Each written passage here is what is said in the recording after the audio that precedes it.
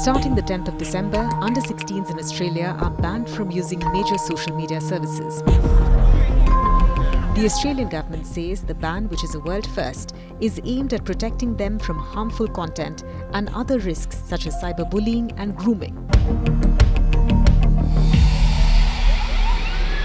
This is indeed a proud day to be Australian, because make no mistake, this reform will change lives for Australian kids and allowing them to just have their childhood, for Australian parents enabling them to have greater peace of mind, but also for the global community who are looking at Australia and saying, well, if Australia can do it, why can't we?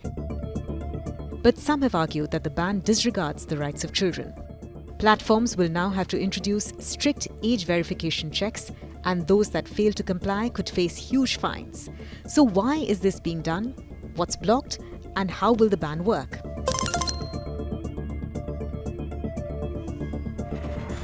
The Australian government says it is reducing the negative impact of social media's design features that encourage young people to spend more time on screens while also serving up content that can harm their health and well-being. A study commissioned by the Australian government earlier this year found that 96% of children aged between 10 to 15 years use social media, and that 7 out of 10 of them had been exposed to harmful content. This included misogynistic and violent material, as well as content promoting eating disorders and self-harm. Many were also victims of cyberbullying. The Australian government assessed potential sites against 3 major criteria: whether the platform's sole or significant purpose is to enable online social interaction between 2 or more users, whether it allows users to interact with some or all other users, and whether it allows users to post material. Based on this, popular social media platforms like Instagram, Facebook, Threads, TikTok, YouTube, X, Snapchat, Reddit, Kik, and Twitch have been banned. The platforms excluded from the ban are Discord, Messenger, Roblox, WhatsApp, YouTube Kids, and Pinterest.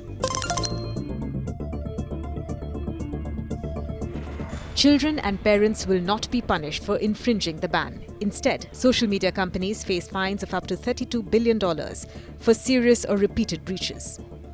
Social media companies face fines of up to $32 million for serious or repeated breaches. The Australian government says firms must take reasonable steps to keep kids off their platform and should use multiple age assurance technologies. These include government IDs, face or voice recognition, or so-called age inference, which analyzes online behavior and interactions to estimate a person's age. Platforms have been told that they cannot rely on users self-certifying or parents vouching for their children anymore. But is the Australian government's ban flawed? Their own report found that facial assessment technology is least reliable for teenagers.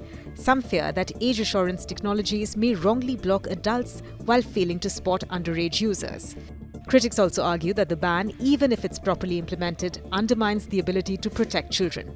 Dating websites are excluded, along with gaming platforms, as are AI chatbots, which have recently made headlines for allegedly encouraging children to kill themselves and for having sensual conversations with minors. Others argue that educating children about how to navigate social media may be more effective. I mostly think that the social media should be up to the parents to decide whether their children should be allowed it or not. I don't think it should be a government thing. And I do have a few friends who don't have social media because their parents just don't allow them, and they're pretty fine with it. We're all fine with it. I feel like it's different if it's on a nationwide level since everyone's getting banned. But yeah, it's mostly, I feel like, why are they not trusting us with the responsibility of having an account? I wish the government good luck in trying to get the companies to make sure that the students and the teenagers that are going to be involved in and impacted in this are going to be able to follow it through. Children are clever.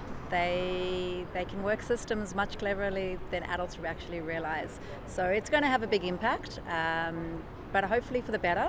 But it's going to take a bit of time to get that rolled in and implemented in the best way possible.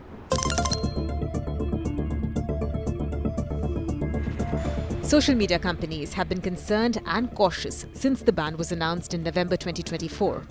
Firms argued it would be difficult to implement, easy to circumvent, and time-consuming for users, and would pose risks to their privacy. Companies also suggested it might drive children into dark corners of the internet and deprive young people of social contact. Meta warned that the ban would leave teens with inconsistent protections across the many apps they use. TikTok and Snap said they opposed the ban but would follow it. Kik, the only Australian company covered by the new law, said it would introduce a range of measures as it continued to engage constructively with authorities. Reddit said it would comply, but it had deep concerns about the law, which undermines everyone's right to free expression and privacy. Denmark has announced plans to ban social media for under-15s, while Norway is considering a similar proposal. A French parliamentary inquiry committee has also recommended banning under-15s from social media and a social media curfew for 15 to 18-year-olds.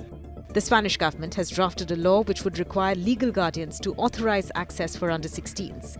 In the UK, new safety rules introduced in July 2025 mean that online companies face large fines or even the jailing of their executives if they fail to implement measures to protect young people from seeing illegal and harmful content. Meanwhile, an attempt in the American state of Utah to ban under-18s from social media without parental consent was blocked by a federal judge in 2024. Enough is enough. We will take back control.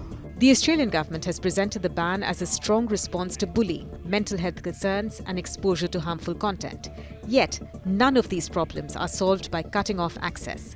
At the end of the day, a ban on accounts on certain platforms does not address the root cause.